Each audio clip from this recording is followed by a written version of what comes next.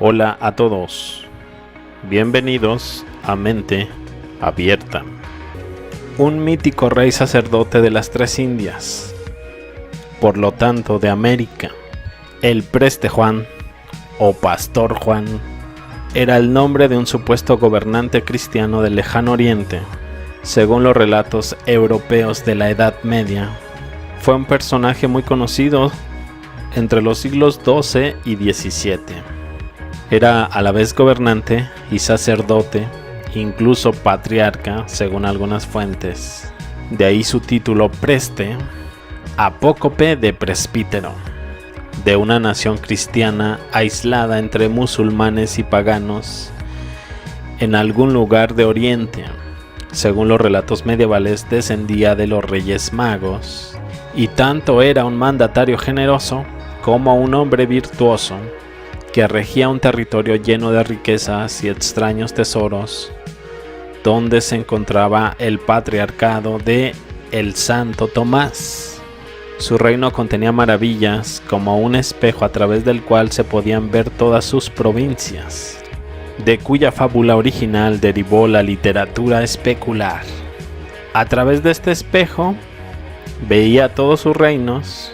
Los reinos de cada príncipe eran censados y sus deberes fijados. La primera vez que se menciona a este personaje es en la crónica de el obispo alemán Otón de Frisinga. Inicialmente se creía que el gobierno del Preste Juan se hallaba en la India. Corría por entonces la creencia muy divulgada de que los cristianos nestorianos habían tenido éxito en evangelizar esas tierras y estaban regidos por un sacerdote rey llamado Juan. Probablemente los viajes de Tomás el apóstol, documentados en obras como los Hechos de Tomás, sirvieron de germen para esta leyenda. Tras la llegada de los mongoles al mundo occidental, se situó al rey en Asia Central. Finalmente, exploradores portugueses se convencieron que lo habían encontrado en Etiopía. El emperador de Bizancio y el Papa habían recibido varios mensajes de esta figura misteriosa, en los que él mismo describía la grandeza y la riqueza de sus feudos.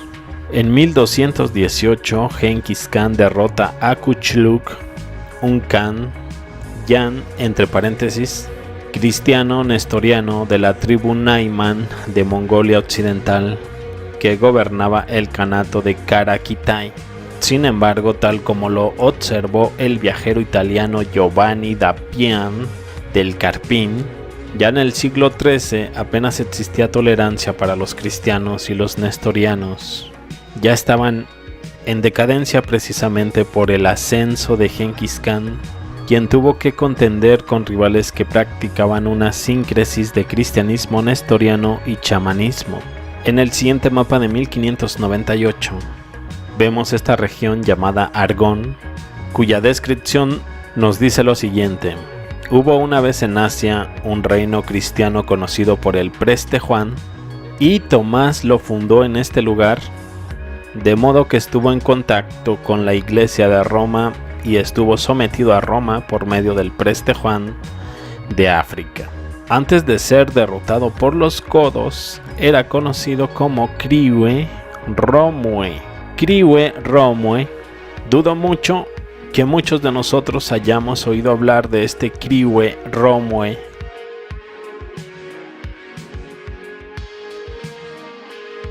Mientras tanto, si se encontrara en algún lugar de la región de Manchuria, que es donde parece estar ubicado, podría infligir algún daño serio a la narrativa tradicional.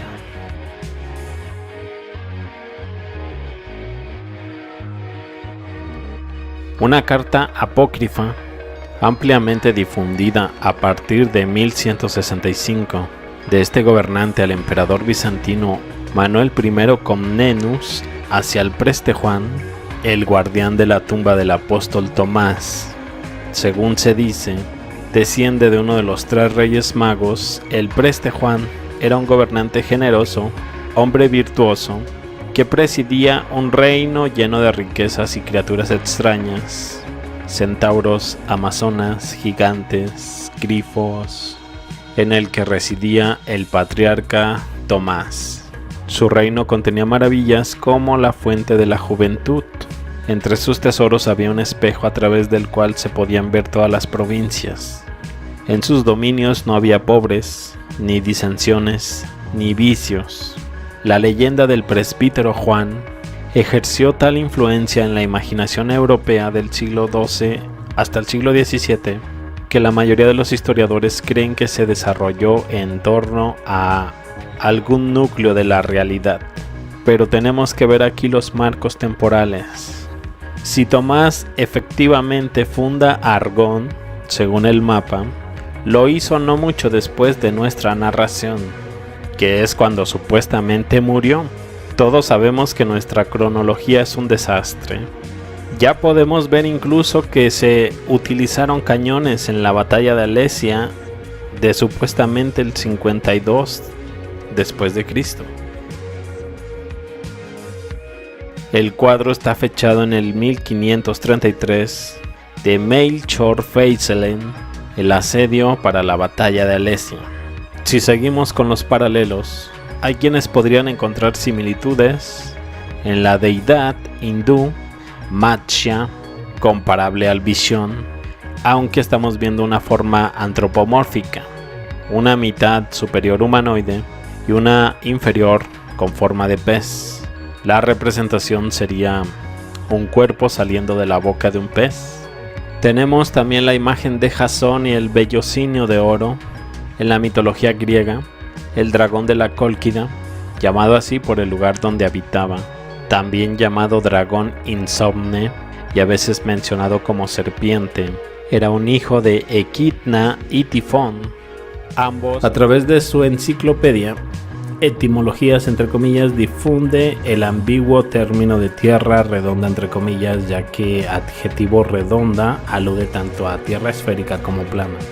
Precisamente esta concepción isodoriana del mundo se ajustará de una manera más o menos ortodoxa los mapamundi de los Beatos y de otras muchas obras de la Alta Edad Media.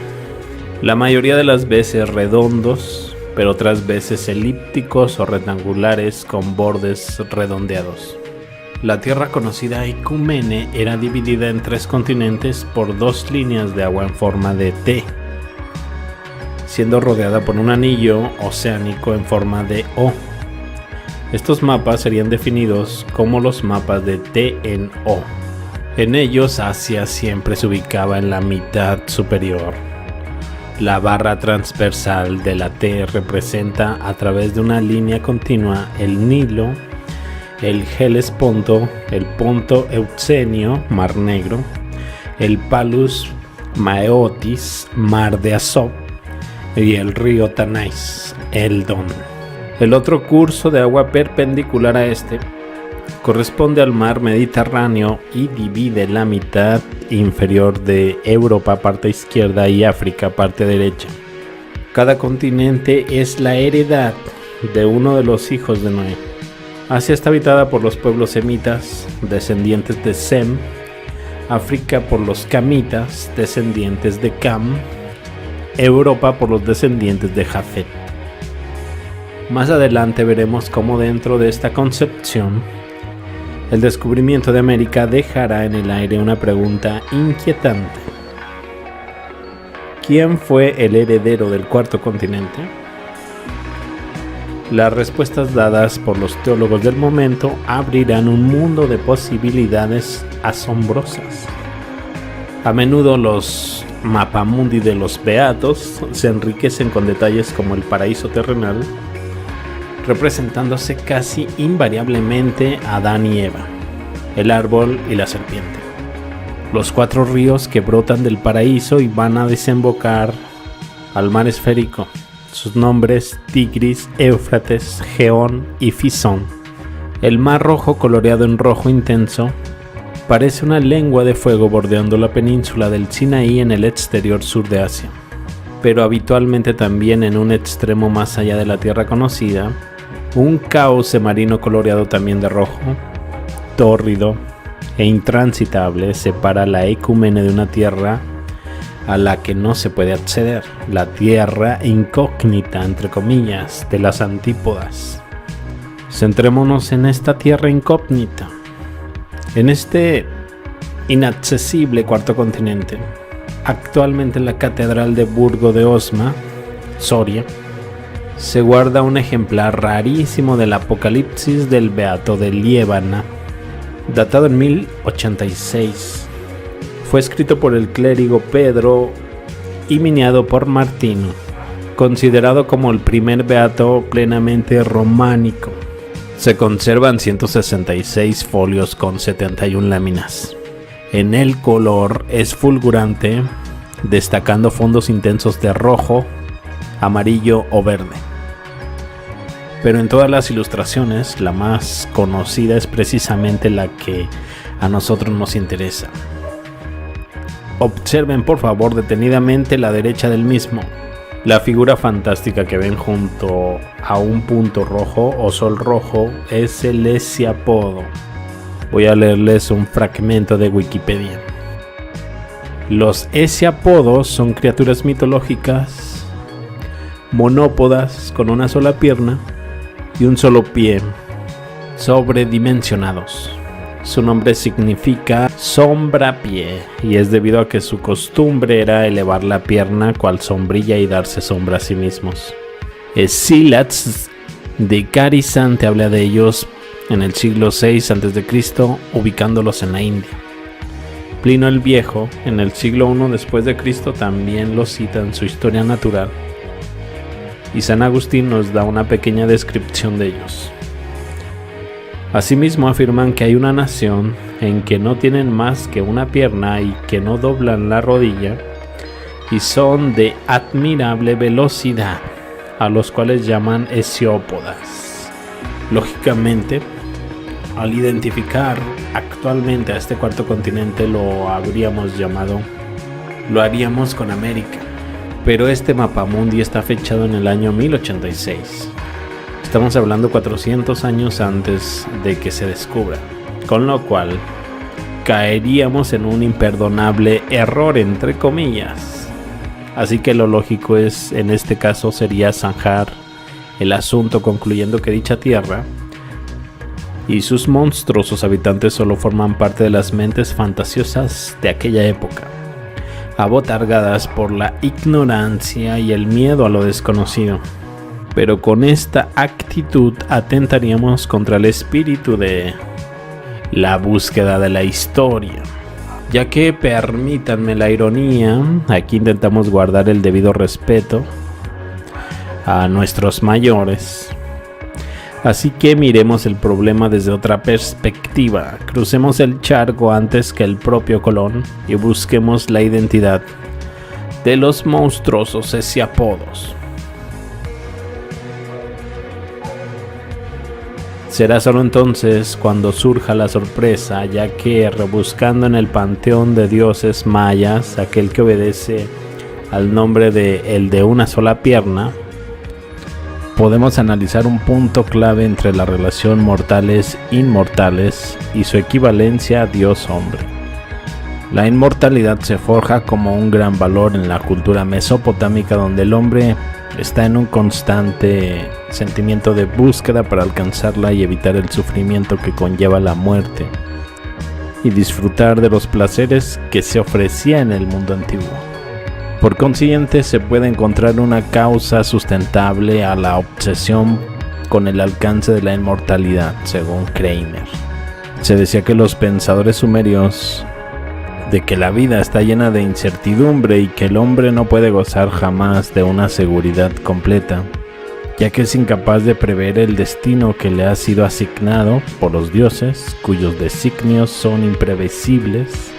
Después de la muerte, el hombre no es más que una sombra impotente y errabunda en las lúgubres tinieblas de los infiernos, donde la vida, entre comillas, no es más que un miserable reflejo de la vida terrestre. Aceptaban como una gran verdad inmediata que el hombre había sido creado por los dioses únicamente para su provecho y placer, y que, por lo tanto, no podían considerarse como un ser libre. Para ellos, la muerte era el premio reservado a la criatura humana ya que solo los dioses eran inmortales en virtud de una ley trascendental e ineluctable. Surge por ahí también otra similitud entre la historia de Gilgamesh con Odiseo y Polifemo, ya que Gilgamesh y Aga describe la exitosa revuelta de Gilgamesh contra su señor Aka, el rey de la ciudad-estado de Kish. Gilgamesh y Huwawa describe cómo Gilgamesh y su siervo Enkidu, ayudados por unos 50 voluntarios de Uruk, derrotan al monstruo Huwawa, un ogro nombrado por el dios Enlil, el gobernante de los dioses, como guardián del bosque de los cedros. Según algunas fuentes periodísticas, en el 2001 un grupo de tablillas procedentes de Irak, el asiriólogo Giovanni Pettinato habría leído un final distinto de la epopeya del Gilgamesh, una que sucedió al regresar a Uruk, enterrándose vivo con 80 miembros de su corte. Ahí los vemos, esos pequeñitos que se ven por ahí. La leyenda peleo-babilónica sobre este rey cuenta que los ciudadanos de Uruk, viéndose oprimidos, pidieron ayuda a los dioses, quienes enviaron a un personaje llamado Enkidu para que luchara contra Gilgamesh y lo venciera, pero la lucha toma un giro en el que parece un empate y sin un vencedor claro. Finalmente Enkidu reconoce al Gilgamesh como rey y se hacen amigos. Juntos deciden hacer un largo viaje en busca de aventuras en el que se enfrentan a animales fantásticos y peligrosos. En su ausencia, la diosa Inanna, conocida por los babilónicos como Ishtar y más tarde como Astarte, ciudad, cuida y protege la ciudad. Declara su amor a este héroe Gilgamesh, pero este la rechaza, provocando la ira de la diosa, quien en venganza envía al toro de las tempestades para destruir los personajes y a la ciudad. Gilgamesh y Enkidu matan al toro, pero los dioses se enfurecen por este hecho y castigan a Enkidu con la muerte. Muy apenado por la muerte de su amigo, Gilgamesh recurre a un sabio llamado Utanapishtim, Siusudra en sumerio, que puede significar el de los días remotos, el único humano junto con su esposa al que los dioses salvaron del diluvio universal y concedieron la inmortalidad. Gilgamesh recurre a él para que le otorgue la vida eterna, pero Utanapishtim le dice que solo en una ocasión se concedió ese don a un humano y que no volverá a repetirse, lo mismo que el diluvio. Pues bien, aquí tienen el toro del cielo. Gilgamesh y Enkidu matan a este toro del cielo que ha sido enviado a atacarles por la diosa Inanna. El argumento de este poema difiere sustancialmente de la escena correspondiente en la posterior epopeya acadia de Gilgamesh. En el poema sumerio Inanna no parece pedir a Gilgamesh que se convierta en su consorte, como hace en la posterior epopeya acadia. Además, mientras coacciona a su padre An para que le entregue el toro del cielo en lugar de amenazar con levantar a los muertos para que se coman a los vivos, como hace en la posterior epopeya, se limita a amenazar con lanzar un grito, entre comillas, que llegará a la tierra. Por aquí tenemos a otro gigantón. La estela de Naram-Sin conmemora la victoria del monarca acadio contra el pueblo de los Lulubi de los Montes Sagros. La imagen representa a un rey casi mitológico, del doble del tamaño que sus soldados, 2250 a.C. Lulubi, una tribu que habitaba la región de los Montes Sagros en el actual Kurdistán iraquí e iraní, pueblo guerrero. Pero la verdad es que hay más representaciones que parecen mostrarnos personas muy grandes. Aquí no podríamos decir que es un niño porque de hecho ahí tenemos detrás algunas palmeras. Por lo tanto estamos viendo como estos hombres son del tamaño de estas palmeras. Creo que esta imagen nos da una perspectiva en cuanto a tamaños.